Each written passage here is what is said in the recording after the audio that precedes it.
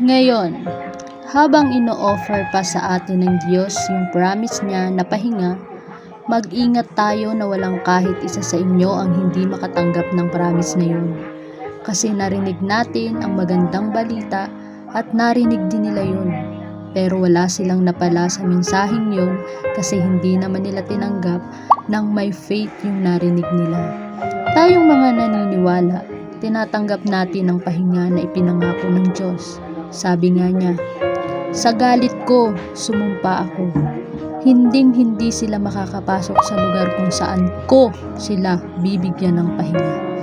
Sinabi niya to kahit tapos na ang mga gagawin niya mula nung nilikha niya ang mundo.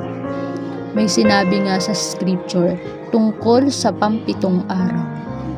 At sa pampitong araw, nagpahinga ang Diyos sa lahat ng ginagawa niya at sinabi niya ulit, "Hinding-hindi sila makakapasok sa lugar kung saan ko sila bibigyan ng pahinga."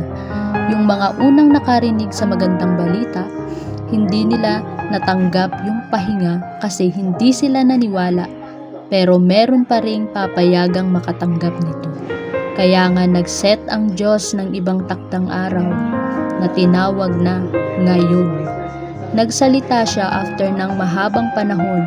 Si David ang ginamit niya para sabihin yun at yun nga yung part ng scripture na nabanggit sa kanina.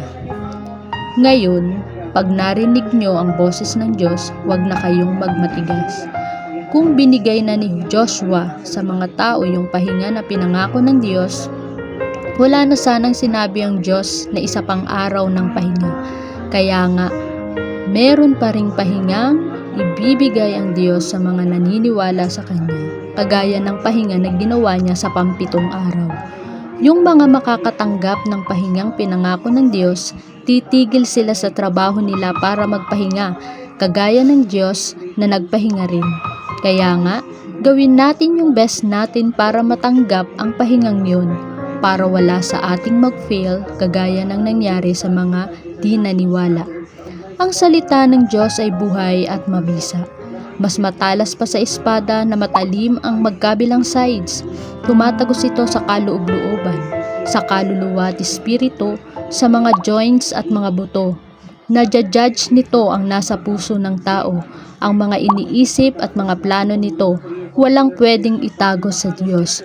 Naka-expose sa Kanya ang lahat ng creation. Kitang-kita niya ang lahat. Sa Kanya tayo mananagot sa lahat ng mga ginagawa natin.